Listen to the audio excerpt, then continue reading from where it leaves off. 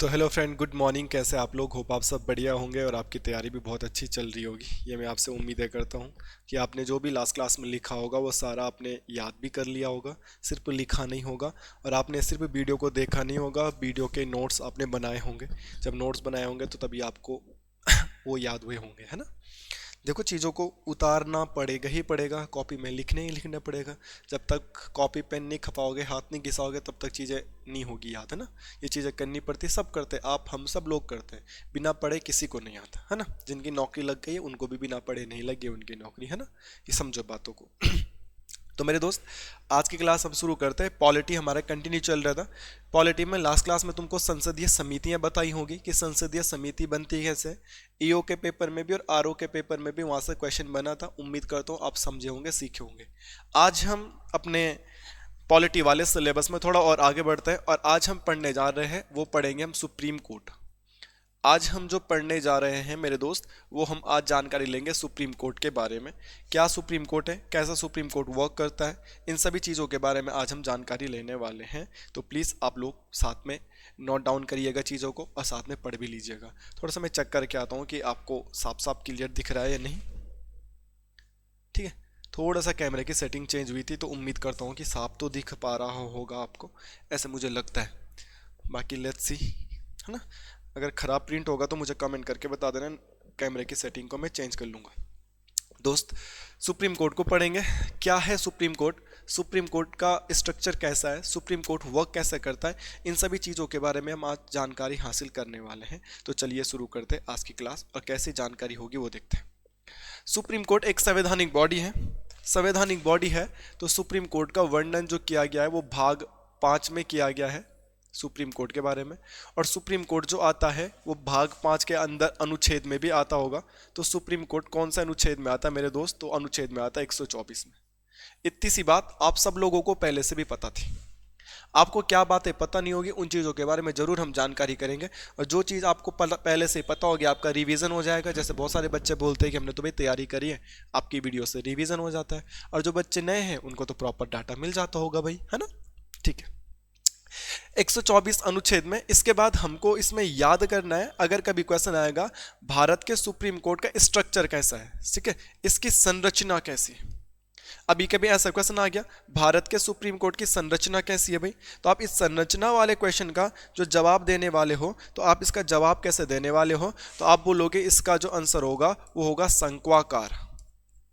ठीक है, आप लोगों को संधि विच्छेद भी पढ़ानी है मैंने। वैसे जो पुरानी वाली प्लेलिस्ट है मेरी हिंदी की, वहां पे मैंने संधि विच्छेद पढ़ा भी रखा है। बट अभी मैं यूके ट्रिपल सी का पूरा सिलेबस कंप्लीट कर रहा हूं, तो जरूर दोबारा संधि विच्छेद पढ़ाऊंगा। तो आप मुझे इसमें बताओगे कमेंट करके इसमें कौन सी संधि है। संक्वाकार का मतलब क्या होता है? जैसे आपने हैप्पी बर्थडे वाली कैप देखी होगी, हैप्पी बर्थडे वाली टोपी हम पहनते हैं, तो वो भी एक कोन के जैसा होता है, लगभग ऐसा संक्वाकार का हमारा संवैधानिक सुप्रीम कोर्ट का स्ट्रक्चर देखने के लिए मिलता है। इसका मतलब अगर समझ में नहीं आया है तो इसकी जो टॉप बॉडी होती है वो होती है सुप्रीम कोर्ट। सुप्रीम कोर्ट से नीचे जो काम करता है वो करता है हाई कोर्ट। हाई कोर्ट से नीचे जो काम करता है वो होता है डिस्ट्रिक्ट कोर्ट। डिस्ट्रिक्ट कोर्ट को आप सेशन कोर्ट भी बोलते हैं। हिंदी में एक पॉइंट आता है सत्रीय न्यायालय, ऐसा देखा होगा आपने, जिला एवं सत्रीय न्यायालय, ऐसा एक पॉइंट आपने देखा होगा, जिला एवं सत्रीय न्यायालय, सेशन कोर्ट। तो ये उन्हीं की बात हो रही है मेरे दोस्त। एंड लास्ट में एक और आता है जिसको बोलते हैं मुंसिफ कोर्ट। मुंसिफ कोर्ट आपका तहसील लेवल पे काम करते हैं, तहसील लेवल पे काम करते हैं। और इससे अंत में भी एक आती है जो गांव में होती है, न्याय पंचायत। आप उत्तराखंड के बच्चे, गांव वाले बच्चे रिलेट कर पा रहे होंगे कि गांव में जब भी लड़ाई झगड़ा होता है तो पहले न्याय पंचायत एक होती है हमारे गांव में, उधर ही उसको सुलझा दिया जाता है। और मैं तुम्हें पढ़ाऊंगा भी उत्तराखंड में पंचायती राज व्यवस्था, यह उत्तराखंड के सिलेबस में भी है और यहाँ से बहुत ज्यादा क्वेश्चन बनता है एग्जाम में। तो पंचायती राज व्यवस्था में हम ये भी देखते हैं, प्रधान वगैरह के बारे में पढ़ते हैं, न्याय पंचायत, क्षेत्र पंचायत, ग्राम पंचायत, इनके बारे में देखते हैं। तो वहां पर 100 रुपए तक का भी जुर्माना लग जाता है। जब उनसे बात नहीं बनती तो गांव का मामला चले जाता है तहसील में, और तहसील में स्पेशल कोर्ट होती है, वहां पे दीवानी मामले, फौजदारी मामलों पे बातचीत चल रही है। अगर आपने तहसील देखा होगा तो तहसील में भी ये कार्यवाही चल रही होती है। उनसे बात नहीं बनेगी तो बात जाती है डिस्ट्रिक्ट कोर्ट पे, और डिस्ट्रिक्ट कोर्ट तो आप सब लोगों को पता होगा हर जिले में होगा। जिले के बाद बात आएगी हाई कोर्ट में, और हाई कोर्ट के बाद बात जाएगी सुप्रीम कोर्ट में। तो ऐसा हमारा संरचना देखने के लिए मिलती है, स्ट्रक्चर देखने के लिए मिलता है हमारे सुप्रीम कोर्ट का। तो कभी क्वेश्चन आ जाएगा सुप्रीम कोर्ट का स्ट्रक्चर कैसा होता है, तो आप बोलोगे शंक्वाकार, असंक्वाकार में कौन सी संधि, आप वो कमेंट में बोलोगे। ध्यान रखना यहां पे आएगा एक एक्स्ट्रा फैक्ट लिख देना, अगर कभी पूछा जाएगा सर्वोच्च अपीलीय न्यायालय, सर्वोच्च अपीलीय न्यायालय, मेरे दोस्त मैं क्या कह रहा हूं, सर्वोच्च अपीलीय न्यायालय 2 पॉइंट आते हैं। एक पॉइंट आएगा आजादी से पहले, आजादी से पहले, और एक क्वेश्चन आएगा आजादी के बाद। तो हमारे ये दोनों के दोनों आंसर चेंज हो जाएंगे, एक्स्ट्रा फैक्ट में लिख लेना। सर्वोच्च अपीलीय न्यायालय का मतलब क्या है, पहला पॉइंट तो आपको समझना पड़ेगा, तभी तो आप लिखोगे। और हमेशा से मैं तो एक ही मुद्दे पे फोकस करता हूं, चाहे ऑफलाइन पढ़ाऊं चाहे ऑफलाइन पढ़ाऊं, कि चीजों को समझना ज्यादा बेहतर है बजाय लिखने के। मैं हमेशा ऑफलाइन क्लास में पढ़ाता हूं तो मैं ये बोलता हूं कि जब तक मैं बोर्ड पर लिख रहा हूं आप मत लिखो, जब तक मैं लिख रहा हूं तब तक आप समझो, सुनो, पूछो, जांचो, और जब आप समझ गए फिर आप उतार दो। जब तक मैं बोर्ड पे पढ़ाता हूं बच्चे तब तक उतार देते हैं, जब तक मैं समझा रहा हूं तब तक उनका दिमाग तो उतारने पे है, और जब वो उतार दे तो उसके बाद उनकी खोपड़ी में कुछ घुसता नहीं है ना। समझाने के तौर पे समझना है। सर्वोच्च अपीलीय न्यायालय का मतलब, कभी तुमने तहसील वाली कोर्ट ने तुम्हारे विपक्ष में फैसला सुना दिया तो तुम डिस्ट्रिक्ट कोर्ट में आ सकते हो उससे बड़े जज के पास, तो क्या पता तुम्हारे पक्ष में फैसला आ जाए।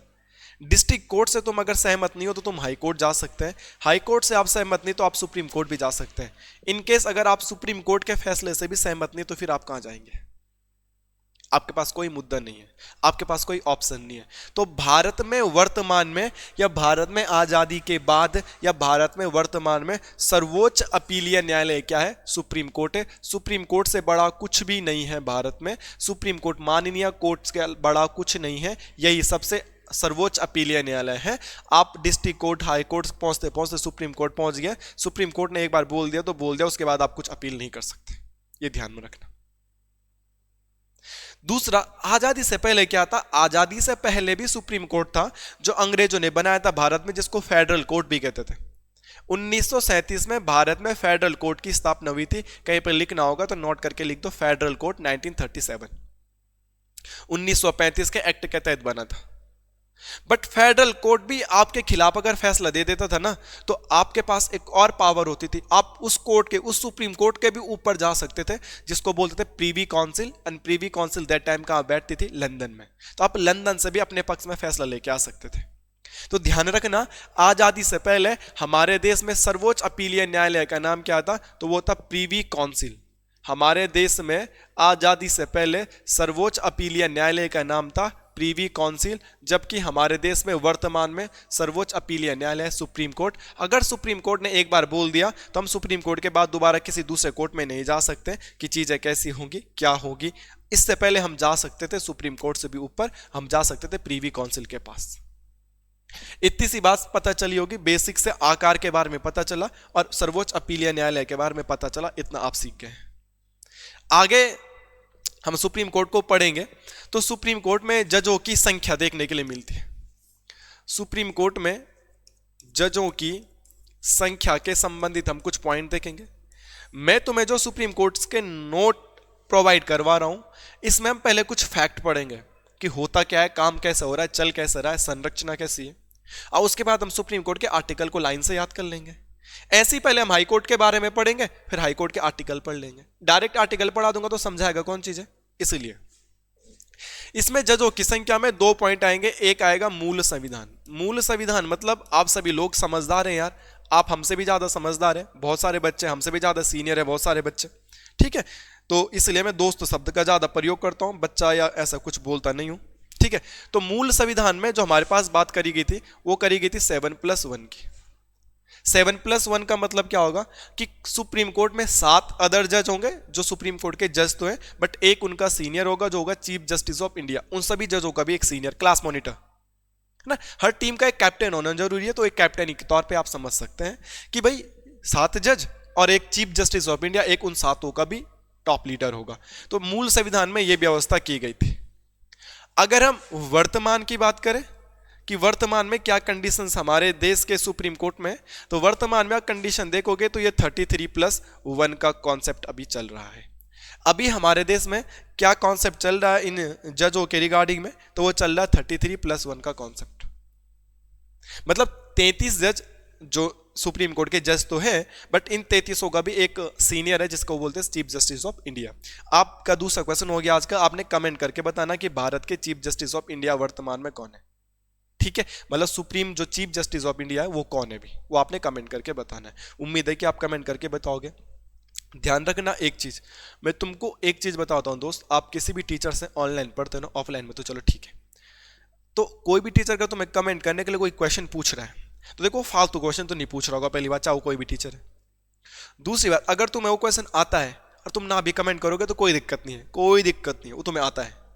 बट इन केस अगर तुम्हें क्वेश्चन टीचर ने पूछा और तुम्हें वो क्वेश्चन नहीं आ रहा है, तो अब तो आपकी जिम्मेदारी बनती है दोस्त, ढूंढो उस क्वेश्चन को यार, किताबें पलटो, गूगल पलटो, यूट्यूब देखो, आप उस क्वेश्चन का आंसर ढूंढो, क्योंकि वो आपको आता नहीं है। जब आप उस क्वेश्चन को ढूंढने में मेहनत करोगे तो वो क्वेश्चन परमानेंटली आपके दिमाग में सेव हो जाएगा। देख लेना, एक बार ट्राई कर लेना। ये है, अब यहां से क्वेश्चन आएगा कि जजों की संख्या को बढ़ाते बढ़ाते यहां पहुंच गए। अब जजों की संख्या ऐसी तो नहीं बढ़ाई होगी ना कि एक ही दिन में जजों की संख्या बढ़ा दी होगी, जजों की संख्या भी धीरे धीरे बढ़ाई होगी। तो जजों की संख्या पहली बार कब बढ़ाई गई, तो ध्यान रखना, जजों की संख्या में पहली बार जो बढ़ोतरी हुई थी, जजों की संख्या में जो पहली बार हेरफेर किया गया था 1956 में किया गया था, और क्या कर दिया था, 10+1 का कर दिया था, मतलब 11 जज कर दिया था, 10+1 कर दिया था। फिर धीरे धीरे धीरे धीरे बढ़ते रहे होंगे जज, बढ़ते रहे होंगे जज, जैसे जैसे काम बढ़ता रहा, जैसे जैसे कंडीशंस बढ़ती रही, केस बढ़ते रहे, मुकदमे बढ़ते रहे, जजों की संख्या बढ़ती रही, है कि नहीं है। तो मुद्दा यह है कि आखिरी बार जजों की संख्या को कब बढ़ाया गया था। लास्ट टाइम जजों की संख्या में हेरफेर किया गया था 2019 में, 2019 में, और 2019 में जजों की संख्या को क्या कर दिया गया था, 33+1 कर दिया था, जो अभी भी यही चल रहा है। और आने वाले समय में भी जजों की संख्या को घटाया बढ़ाया जा सकता है। ये पॉइंट आप ध्यान में रख सकते हैं। बेसिक से क्वेश्चन है, छोटे से क्वेश्चन है, और ये याद रखना है। अब यहां पे आपने एक पॉइंट नोट करके लिखना, अगर आप नोट्स बना रहे हैं, और समझो इन बातों को मेरे दोस्त, कि हम देख रहे हैं कि जजों की संख्या को बढ़ाया गया है। जजों की संख्या को बढ़ाना, जजों की संख्या स्टार्टिंग में कितनी थी, मूल संविधान में पूछा जाएगा। जजों की संख्या वर्तमान में कितनी, ये पूछा जाएगा। मगर कौन है वो जो जजों की संख्या को बढ़ा दे रहा है। मुकदमे ज्यादा होने पर, कंडीशंस ज्यादा होने पर जजों की संख्या को बढ़ाया जा सकता है, बट ये पावर किसके पास है। तो ध्यान रखना, जजों की संख्या को बढ़ाने की पावर या जजों की संख्या को बढ़ाने की जो शक्ति है वो हमारे देश में किसको है, संसद को है। हमारे देश में किसको है, संसद को है। ये संसद में तुम्हें 1000 बार पढ़ा चुका हूं कम से कम। इसके अंदर हमें 3-4 चीजें देखने के लिए मिलती है। अगर क्वेश्चन आएगा संसद comes under the which article, article number 79। Rajya Sabha comes under the which article, 80। Lok Sabha किसके अंदर आती है, 81। और राष्ट्रपति किस में आता है, 52 में। राष्ट्रपति किस में आता है, 52 में। तो ये होता है आपका राष्ट्रपति महोदय, ये होते हैं आपके लोकसभा के सदस्य, ये होते हैं आपके राज्यसभा के सदस्य। और जब ये तीनों की तीनों मिल जाते हैं, कभी क्वेश्चन भी आएगा कि संसद किससे मिलके बनती है, तो पार्लियामेंट बनती है इन तीनों से मिलके। राज्यसभा, लोकसभा और राष्ट्रपति के मिलने से संसद बनती है। संसद कौन से आर्टिकल में, 79। राज्यसभा 80, लोकसभा 81 और राष्ट्रपति 52। ये ध्यान रखना, ये बहुत इंपॉर्टेंट चीजें हैं, ये चीज आपको समझनी होगी। ठीक है, तो ये संसद के पास पावर दे रखी है कि तुम सुप्रीम कोर्ट की जजों की संख्या को बढ़ा सकते हो। ये पॉइंट हमने बता दिया है कि सुप्रीम कोर्ट की जजों की संख्या को वाकई में बढ़ाया जा सकता है, और अभी बढ़ा के कितनी हो गई है ये भी आपको पता चल गया है। आप बहुत अच्छे से समझ रहे हैं इन बातों को। आगे, सुप्रीम कोर्ट के जजों की नियुक्ति। सुप्रीम कोर्ट के जजों की नियुक्ति के बारे में क्या है, तो सुप्रीम कोर्ट के जजों की नियुक्ति बाय राष्ट्रपति महोदय। सुप्रीम कोर्ट के जजों की जो नियुक्ति होती है वो राष्ट्रपति महोदय के तहत होगी, राष्ट्रपति महोदय करेंगे। अगर सुप्रीम कोर्ट के जज की बात करें मैं तो अगर इसको नियुक्ति मिल गई तो कभी इसको त्याग पत्र देना होगा कि भाई नहीं करनी मुझे नौकरी। तो अगर त्याग पत्र देंगे तो त्याग पत्र भी किसको देंगे, राष्ट्रपति को। फिर इनके संबंधित एक क्वेश्चन आता है, वो आता है शपथ का। तो इनको शपथ भी दी जाएगी, तो शपथ भी कौन दिलाएगा इनको जी? इनको शपथ दिलाएगा राष्ट्रपति महोदय। तो सुप्रीम कोर्ट के जज की नियुक्ति बोले, सुप्रीम कोर्ट के जज के त्यागपत्र बोले, या सुप्रीम कोर्ट के जज का शपथ बोले, आप कुछ भी बोलो, ये सारे के सारे पॉइंट क्या होते हैं? राष्ट्रपति महोदय करते हैं। बट जहां पर भी आप शपथ लिखोगे, भारत में शपथ दिलाने के लिए एक अनुसूची बड़ी फेमस है, अनुसूची 3 के तहत। अनुसूची 3 के तहत ईओ का पेपर देख लेना, और ईओ के पेपर में यूकेपीएससी ने कराया था, एसआई का पेपर भी यूकेपीएससी कराएगा, इसलिए मैं कह रहा हूं ईओ के पेपर में अनुसूचियां पूछी गई थी, ईओ के पेपर में अनुसूचियां पूछी गई थी, इसलिए ध्यान रखो यार, ठीक है। तो अनुसूची 3 के तहत ही भारत में जो भी बड़े बड़े पद है, इन सब की शपथ की बात की गई है। बस राष्ट्रपति और उपराष्ट्रपति की शपथ नहीं है इसमें। राष्ट्रपति की शपथ से संबंधित एक स्पेशल आर्टिकल है, जो है आर्टिकल नंबर 60, 60 से 60 और 60 से शपथ। राष्ट्रपति की शपथ के लिए स्पेशल एक आर्टिकल है, वो है आर्टिकल नंबर 60। अदरवाइज मैक्सिमम लोगों की जो शपथ है वो है अनुसूची 3 के तहत। इस अनुसूची 3 में आपने एक पॉइंट नोट करके लिखना इंपॉर्टेंट है, कि जैसे भारत का कैग है ना, जो कैग मैंने कैग तुम्हें कल पढ़ाया था, कैग अनुच्छेद 148 में आता है, controller auditor general of India, ये मैंने कल भी आपको पढ़ाया था। तो कैग 148 में आता है, और भारत का तुम पढ़ ही रहे हो सुप्रीम कोर्ट के जज। तो भारत के सुप्रीम कोर्ट के जज और कैग की जो शपथ होती है, कैग की जो शपथ होती है, ये दोनों की दोनों क्या होती है? सेम। सेम को क्या लिखते हैं? समान। तो क्वेश्चन आएगा, भारत के सुप्रीम कोर्ट की शपथ निम्न में से किस पद के इक्वल होती है? तो कैग की जो शपथ का प्रोसेस है, कैग जो शपथ लेता है, लगभग एसएमएस सुप्रीम कोर्ट का जज भी शपथ लेता है, और दोनों को शपथ कौन दिलाता है? हमारे देश के महामहिम राष्ट्रपति महोदय दिलाते हैं। तो क्वेश्चन आएगा कि शपथ कौन दिलाता है? राष्ट्रपति। ये तो ठीक है, कौन सा अनुसूची के तहत दिलाता है? अनुसूची 3। ये भी ठीक है, मगर जो सुप्रीम कोर्ट के जज शपथ लेते हैं, निम्न में से किस पद के समान वो शपथ लेते हैं? तो मैंने दिखा दिया है, निम्न में से किस पद के समान वो शपथ लेते हैं, तो कैग के समान ही वो शपथ भी लेते हैं। ये भी आप पॉइंट नोट करके लिख सकते हैं। अच्छा क्वेश्चन है, पेपरों में पूछा भी जा सकता है। आगे बढ़ते हैं। आगे बढ़ने पर हमें पता चलता है कि सुप्रीम कोर्ट का जज बनने के लिए योग्यता क्या होगी। तो सुप्रीम कोर्ट का जज बनना है आपको, तो आपको कम से कम हाई कोर्ट में 5 साल तक जज रहना पड़ेगा। 5 साल तक जज रहना पड़ेगा। मेरे दोस्त, अगर आप 5 साल तक हाई कोर्ट के जज हो ना, तो तुम क्वालिफाई कर गए हो सुप्रीम कोर्ट का जज बनने लायक। मतलब सुप्रीम कोर्ट का जज अब तुम बन सकते हो, बस शर्ते 5 साल तक हाई कोर्ट में एज ए जज काम करना पड़ेगा। बट अगर तुमने 5 साल तक सुप्रीम कोर्ट में एज ए जज काम नहीं किया है, तो आपको हाई कोर्ट में 10 साल तक, हाई कोर्ट में 10 साल तक क्या करना पड़ेगा? एज ए वकील, एज ए अधिवक्ता कार्य करना पड़ेगा। तो भाई हाई कोर्ट में नौकरी करनी बहुत जरूरी है सुप्रीम कोर्ट में नौकरी करने के लिए। सुप्रीम कोर्ट का जज बनने के लिए आपको हाई कोर्ट में काम करना बहुत आवश्यक है। सुप्रीम कोर्ट के जज आप तभी बन सकते हैं या तो आप किसी हाई कोर्ट में 5 साल तक ऑलरेडी जज का एक्सपीरियंस ले चुके हो, या फिर आपने किसी हाई कोर्ट में लगातार 10 साल तक अधिवक्ता का काम किया हो। और ये अगली वाली क्वालिफिकेशन तो यही है कि राष्ट्रपति महोदय की नज़र में, राष्ट्रपति महोदय की नज़र में, राष्ट्रपति महोदय की नज़र में क्या होना चाहिए दोस्त? कानून का ज्ञाता होना चाहिए, कानून का ज्ञाता होना चाहिए। तो ये कोई क्वालिटीज नहीं है। अब ऐसा तो नहीं है कि राष्ट्रपति आपका जान पहचान का है और आप कानून के ज्ञाते हो राष्ट्रपति महोदय की नज़र में, तो आपको जज बना दिया जाए, है ना। तो ये इंपॉर्टेंट क्वालिफिकेशन यही है जो आपको याद रखनी है। इनसे ही कुछ हेर फेर करके क्वेश्चन पूछा जा सकता है, बाकी ज़्यादा इंपॉर्टेंट क्वालिफिकेशन है नहीं। अब यहाँ पे एक पॉइंट आता है कि सुप्रीम कोर्ट का जज बनने के लिए जो उम्र है, आयु सीमा है, वो कितनी है? तो वो है 65 वर्ष। ये चीज इंपॉर्टेंट करके याद रखना कि कुछ क्वेश्चन ना बहुत इजी भी आ जाते हैं, कुछ क्वेश्चन बहुत इजी भी आ जाते हैं निम्नतम, बट इजी क्वेश्चन गलत होने के भी चांस रहते हैं, क्योंकि सबकी उम्र 65, 60 और 66 और 62 ही है। रिटायर होने की उम्र तो 62 होती है, तो 60 होती है, तो 65 होती है, तो 66 होती है।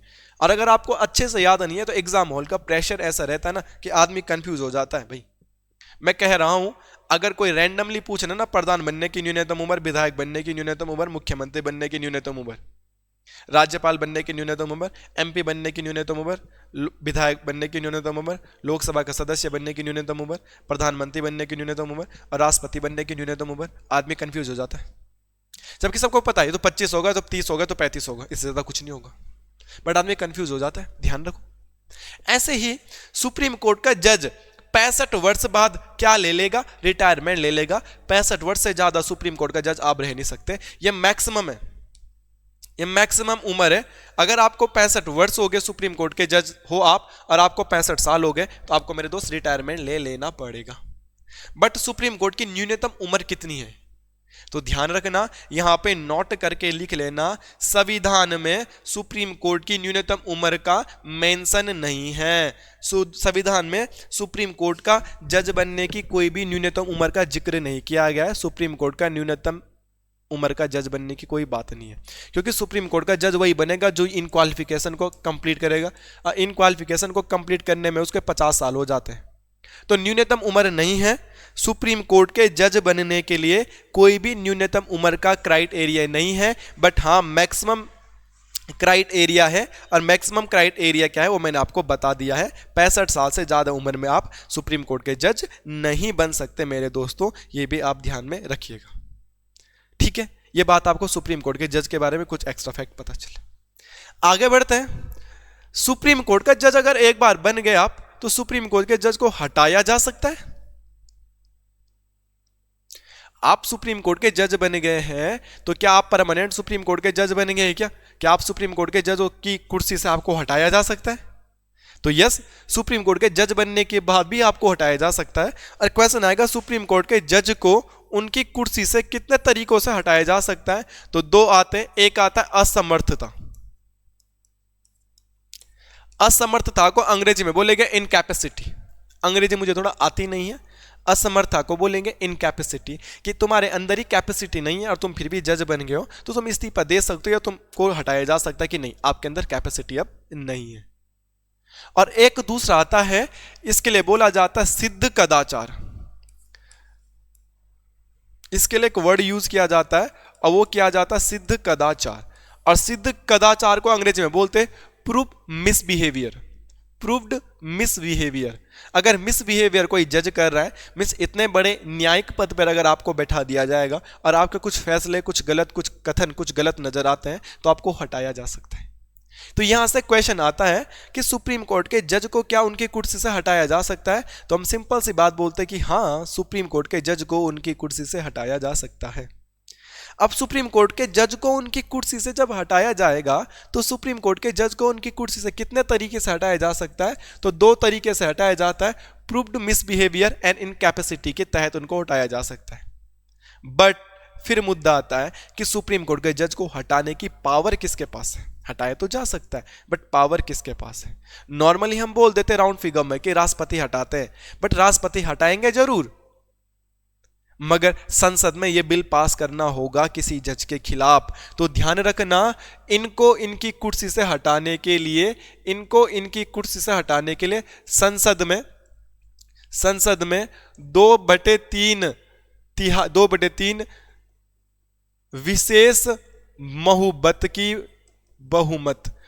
बहुमत की पद्धति द्वारा ही हटाया जा सकता है। संसद में बिल पास करना पड़ेगा जो 2/3 वोटों से होना चाहिए, 2/3 मत मिलने चाहिए, और वहां पे भी एक टर्मिनोलॉजी यूज की गई है, विशेष बहुमत द्वारा ही प्राप्त होना चाहिए। संसद में प्रस्ताव पास होगा जज के खिलाफ, और उसको 2/3 सदस्य अगर विशेष बहुमत द्वारा पास कर देते हैं, तो जज को उनकी कुर्सी से हटाया जा सकता है 2/3 बहुमत के विशेष बहुमत द्वारा। विशेष बहुमत, ध्यान रखना, विशेष बहुमत द्वारा। और 2/3 भी याद रखना, 3 में से 2 बोलने चाहिए कि हाँ भाई इसको हटाना है, तभी हटेगा। अगर एक ने बोला तो नहीं हटेगा। ध्यान रखना इन चीजों को। तो सुप्रीम कोर्ट के जज को भी उसकी कुर्सी से हटाया जा सकता है, इसमें कोई भी बड़ी बात नहीं है। हम उनको हमनी संसद द्वारा उनको हटाया जा सकता है, यह भी पॉइंट आपको ध्यान रखना है। अब यहां पे कुछ वन लाइनर क्वेश्चन आपको लिखते हैं। अगर आपसे क्वेश्चन आएगा सुप्रीम कोर्ट में पहला जज कौन बना था, पहली बार भी तो कोई जज बना होगा, तो उनका नाम है हरिलाल जे कानिया, या एक नाम आता है हीरा लाल जे कानिया, ऐसा नाम आता है हीरा लाल जे कानिया। ठीक है, थोड़ा थोड़ा हल्का फुल्का हेर फेर हो सकता है, वो आप करेक्शन कर लीजिएगा, मुझसे गलती हो सकती है नाम में। अगर क्वेश्चन आएगा सुप्रीम कोर्ट में पहली महिला जज, ये क्वेश्चन एग्जाम के पॉइंट ऑफ व्यू से इंपॉर्टेंट रहते हैं, और आप सभी लोग जानते हैं कि क्वेश्चन एग्जाम का जो लेवल है वो बढ़ गया है, मगर कुछ ना कुछ तो छोटे मोटे क्वेश्चन अभी भी आते हैं। तो ये क्वेश्चन आपको पता भी होगा, बचपन से पढ़ते हुए आ रहे हैं। तो इनका नाम है फातिमा बीबी। 5 से 6 साल पहले उत्तराखंड ग्रुप सी का लेवल यही था कि पहला जज, सबसे लंबा पुल, सबसे बड़ा मेला, पहला राष्ट्रपति, पहला उपराष्ट्रपति, पहला भारत रत्न, यही क्वेश्चन आते थे पहले। किस देश की संसद को क्या कहते हैं, कौन सा शहर किस नदी के किनारे बसा है, वर्ल्ड घास का मैदान कहाँ है। अब क्वेश्चन का लेवल बढ़ गया है बस। और यहाँ पे एक और क्वेश्चन बन सकता है, वो क्वेश्चन क्या बनेगा कि हमको नॉर्मली पता है कि राष्ट्रपति सबसे बड़े हैं, राष्ट्रपति अगर अवेलेबल नहीं है तो उपराष्ट्रपति उनके कार्यों को देखते हैं, और अगर उपराष्ट्रपति भी अवेलेबल नहीं है तो उनके कार्यों को कौन देखता है, फिर चीफ जस्टिस ऑफ इंडिया। मतलब राष्ट्रपति की जगह कौन है, उपराष्ट्रपति, और उपराष्ट्रपति भी, राष्ट्रपति तो नहीं है तो उसकी जगह उपराष्ट्रपति काम कर रहा है। इनकेस उपराष्ट्रपति भी नहीं है तो कौन काम करेगा, तो भारत का राष्ट्रपति बनने का मौका किसको मिल जाता है, चीफ जस्टिस ऑफ इंडिया को। तो यहां पे क्वेश्चन आता है एग्जाम में, क्या कोई मुख्य न्यायाधीश ऐसा है जिसने राष्ट्रपति का भी काम किया होगा। मुख्य न्यायाधीश राष्ट्रपति का काम कब करेगा मेरे भाई, मुख्य न्यायाधीश राष्ट्रपति का काम तभी कर पाएगा मेरे भाई जब राष्ट्रपति छुट्टी पे होगा, उपराष्ट्रपति भी छुट्टी पे होगा, तो मौका मिलेगा मुख्य न्यायाधीश को। तो ऐसा ध्यान रखना। 1969 में एक नाम आता है जिनका नाम आता है एम हिदायतुल्लाह। इनका नाम आता है एम हिदायतुल्लाह। तो एम हिदायतुल्लाह ऐसे चीफ जस्टिस ऑफ इंडिया है जिन्होंने राष्ट्रपति का कार्यभार भी संभाला है, देखो कितना इंपॉर्टेंट क्वेश्चन है, मुझे तो बहुत अच्छा क्वेश्चन लगता है। बने तो चीफ जस्टिस ऑफ इंडिया थे, मगर 1969 में कुछ कंडीशंस ऐसी हुई, बने तो मुख्य न्यायाधीश थे मगर कुछ ऐसी कंडीशन हुई 20 जुलाई 1969 को, 20 जुलाई से लेकर 24 अगस्त तक बने थे, अगर प्रॉपरली लिखना होगा तो 20 जुलाई से लेके 24 अगस्त तक ये बने थे। और 20 जुलाई से लेके 24 अगस्त तक कुछ ऐसी कंडीशंस हुई मेरे दोस्त कि M Hidayatullah as a chief justice थे, बट उन्होंने एज ए प्रेसिडेंट काम करना शुरू कर दिया था। ऐसी कंडीशन कब आती है वो मैंने आपको बता दिया है, ये भी पॉइंट आप ध्यान में रख सकते हैं। काफी अच्छा क्वेश्चन है और आपको याद भी हो गया होगा, मुझे उम्मीद करता हूं आपको। एक नाम अगला वन लाइनर क्वेश्चन में आपको नोट करके लिखना है, और वो नाम है एसएच कपाड़िया। एसएच कपाड़िया महोदय, ये सर भी हमारे देश के चीफ जस्टिस ऑफ इंडिया बन चुके हैं। और ध्यान में रखना, इनका क्वेश्चन आता स्वतंत्र भारत में जन्मे पहले चीफ जस्टिस। भाई ये तो चीफ जस्टिस कब बन गए थे, मतलब ये चीफ जस्टिस बने हैं मगर इनका जन्म 1947 से पहले ही हो रखा है। ऐसा कोई चीफ जस्टिस है जो पैदा ही 1947 के बाद हुआ है, आजादी के बाद ही जो पैदा हुआ है। स्वतंत्र भारत में जन्मे भारत के पहले चीफ जस्टिस का नाम क्या है? अगर आपसे ऐसा कोई क्वेश्चन पूछता है तो आप आराम से बोल सकते हैं एसएच कपाड़िया, ये भी ध्यान आपको रखना है। ठीक है, अगला पॉइंट देखते हैं।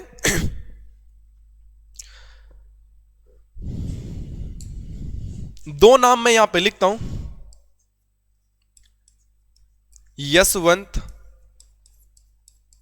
विष्णु चंद्रचूड़। एक नाम मैंने ये लिख दिया, यशवंत विष्णु चंद्रचूड़। और एक नाम और आपको याद रखना है, KN सिंह, कमल नारायण सिंह।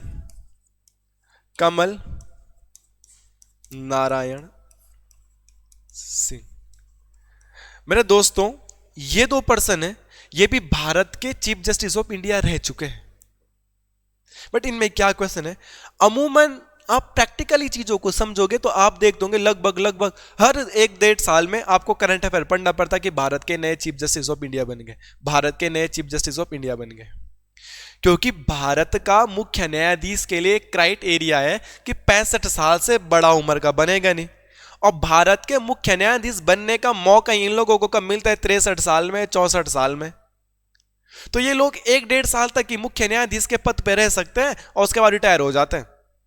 और मैंने तुम्हें कमेंट में भी बोल रखा है, एक वर्क भी दे रखा है कि आपको मुझे कमेंट करके बताना कि वर्तमान में भारत के मुख्य न्यायाधीश कौन है। तो जो भारत के वर्तमान में मुख्य न्यायाधीश है ना, इनको आप गूगल करके देखोगे, ये भी बहुत जल्दी रिटायर हो जाएंगे। बहुत जल्दी रिटायर बोले तो इनकी जगह कोई ना कोई एक नया चुन लिया जाएगा। ये भी पॉइंट आपको याद रखना है, ठीक है।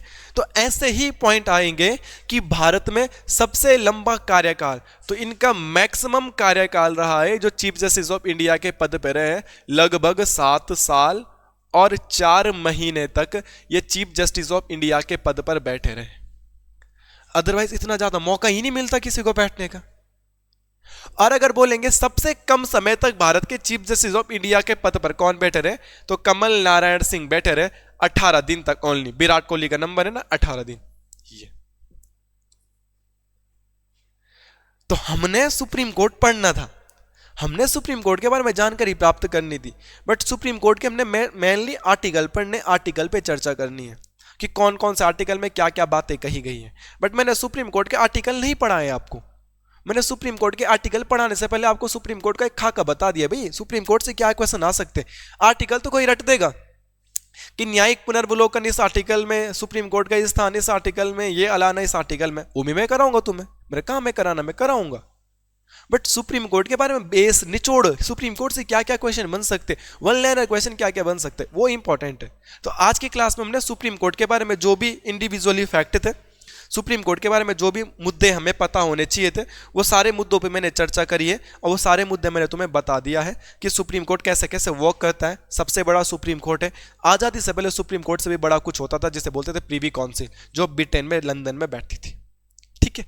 तो मेरे दोस्तों, आज की एक छोटी सी क्लास को, एक शानदार क्लास को यहीं पे समाप्त करते हैं, और जो नई क्लास में हम मिलेंगे वहाँ पे हम सुप्रीम कोर्ट से संबंधित जितने भी अनुच्छेद होंगे उन पे जरूर चर्चा करेंगे। तब तक इन सारे पॉइंट को नोट करो और इन सारे पॉइंटों को याद करो। जीके किसी भी पेपर के लिए सबसे महत्वपूर्ण एक टॉपिक है, बिना जीके की नौकरी नहीं लग सकती। आप किसी भी तैयारी कर लो, किसी भी चीज़ की तैयारी कर लो, जीके उसमें आएगा ही आएगा, 1 से लेकर कहीं तक भी चला हुआ, ठीक है। धन्यवाद। कुछ गलती हुई होगी तो माफ करना। मिलते हैं नेक्स्ट क्लास में।